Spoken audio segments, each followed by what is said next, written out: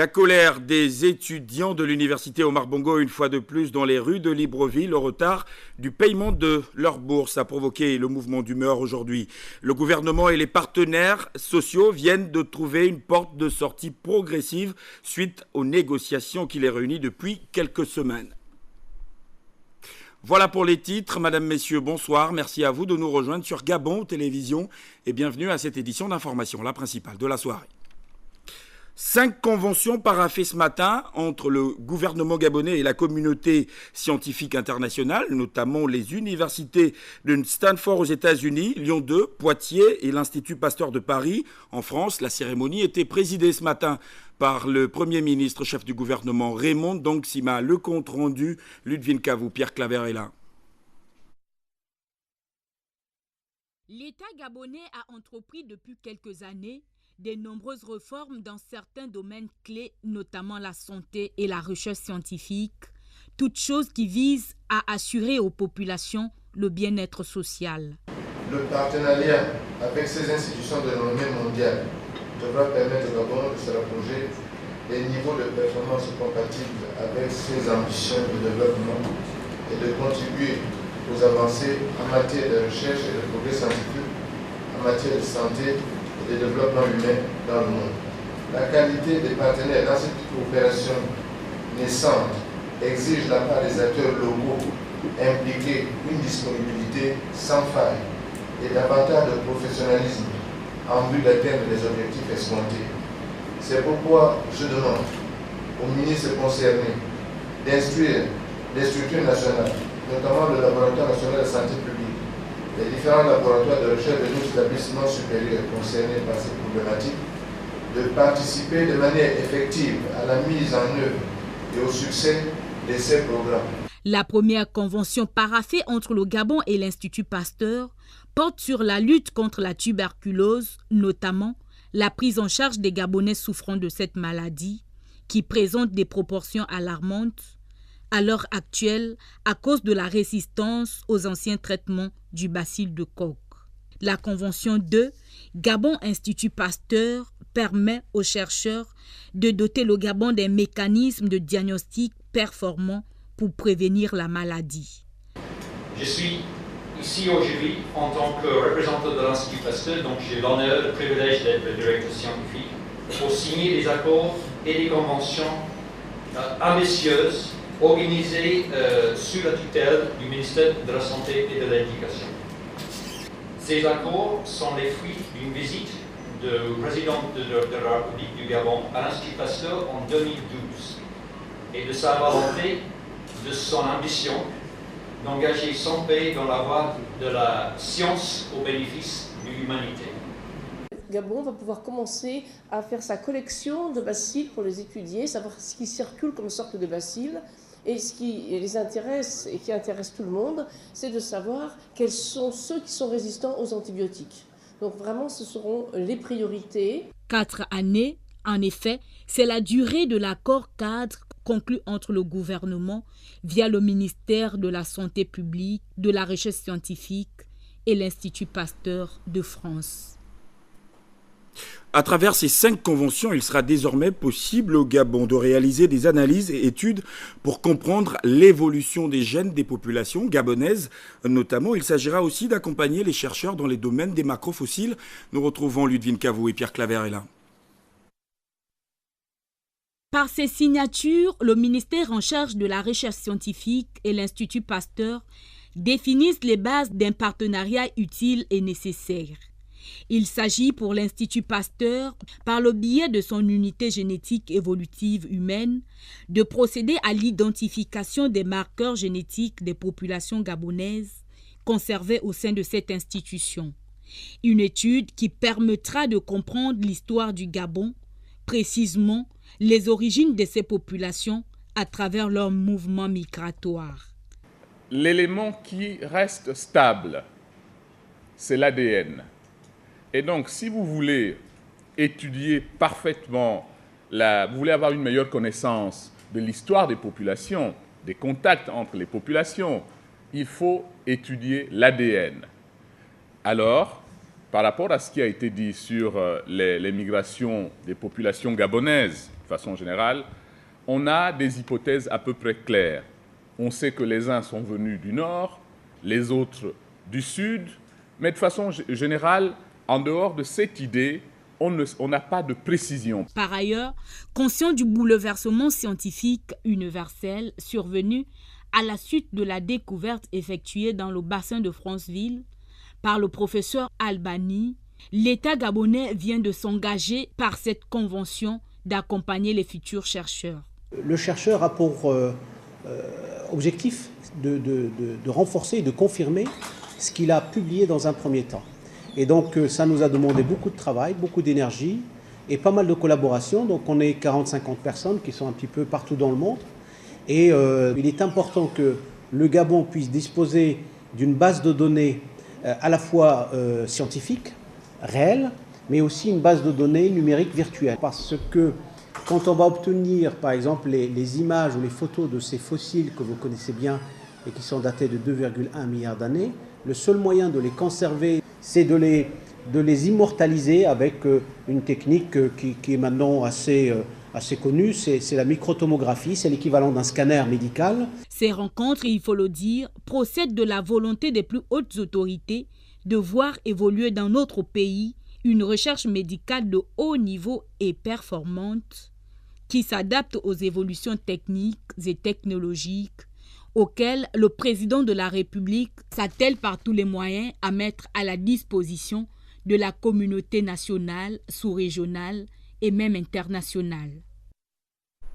Le gouvernement et les partenaires sociaux viennent de trouver une porte de sortie progressive suite aux négociations qui les réunissent depuis quelques semaines. Un premier accord a été paraphé ce matin au ministère de l'économie en présence de nos reporters Philika Biyongo et Victor Mununga.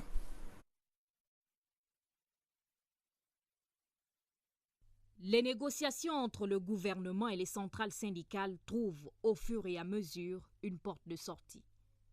La première séance de signature des procès-verbaux relatifs aux revendications a eu lieu ce lundi entre le ministre de l'Économie, de l'Emploi et du Développement durable et les centrales syndicales. Les négociations ont porté respectivement pour la coalition sur 22 points de revendication éclatés en 30 points de discussion qui ont abouti à 27 points d'accord, 4 points en étude, 4 points de désaccord, 1 point retiré d'accord parti.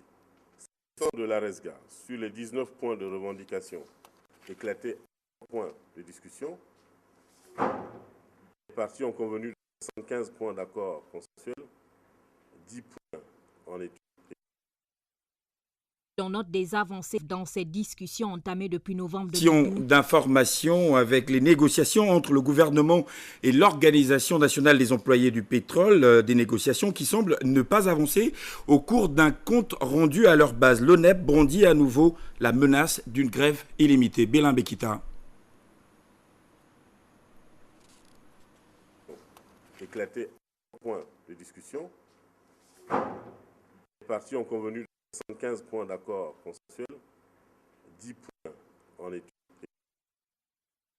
On note des avancées dans ces discussions entamées depuis novembre 2012. Il n'en demeure pas moins que les responsables des principaux syndicats attendent davantage de la part du gouvernement. Ce n'est qu'une étape, vous l'avez bien dit, et nous attendons maintenant l'applicabilité de ces mesures, à travers notamment le comité de suivi. D'une part, mais également ce point d'achoppement qui nous divise entre guillemets, celui du point d'indice et du SMIC. Les points essentiels qui, effectivement, nous préoccupaient n'ont pas été effectivement traités comme on le souhaitait. Nous prenons l'acte de ce qui a été fait comme travail, que nous ne négligeons pas. Étant demandant, nous allons effectivement, naturellement, remettre ou lire fidèlement les premières conclusions auxquelles nous sommes parvenus. Je voudrais effectivement demander simplement que le gouvernement puisse effectivement, durant tout ce temps, continuer à réfléchir, à mieux réfléchir pour que les points de Gabonais puissent trouver véritablement des solutions idoines. Les discussions sur la revalorisation du SMIC et du point d'indice se poursuivront en mars 2014. Mais pour l'heure, Il est question de mettre un accent sur le règlement préalable des 4 points que sont la régularisation des situations administratives des agents de l'État, le paiement intégral des rappels, le programme de départ volontaire et de retraite anticipée, ainsi que la remise à plat du système de rémunération.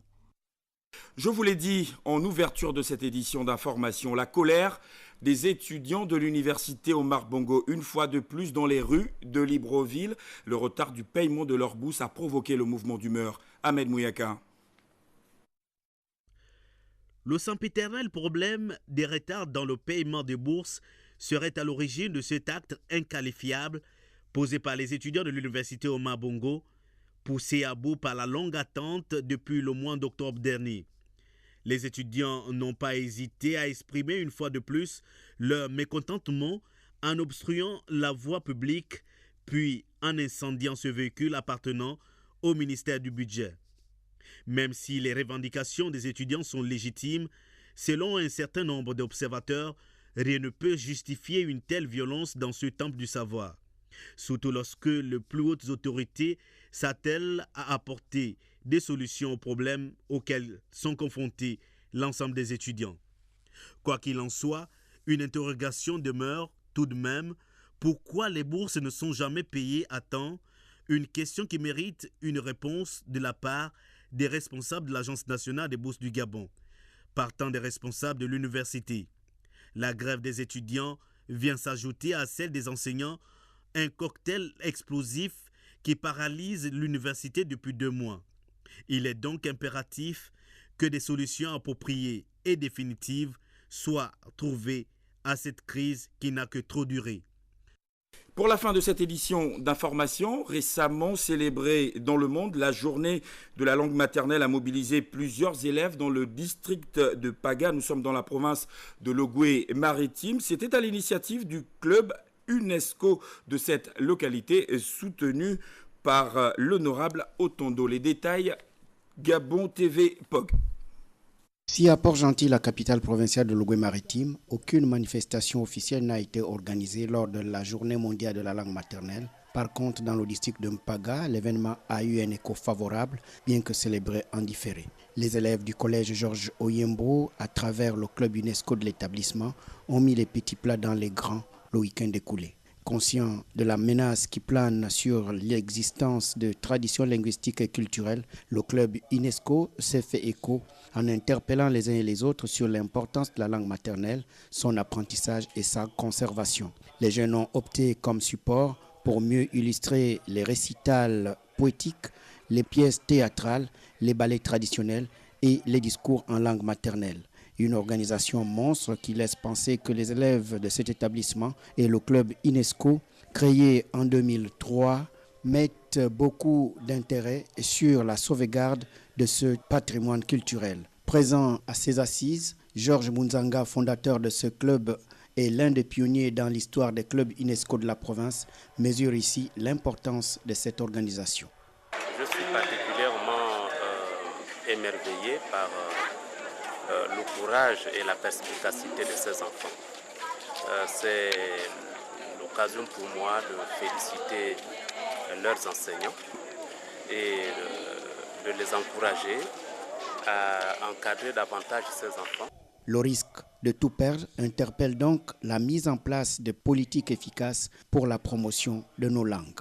Il s'agira d'organiser des journées spéciales comme celle-ci, au cours desquelles ils peuvent avoir la chance de temps en temps de se faire encadrer par un mécène. Une séance de sensibilisation sur la pandémie du sida a clos les dites journées.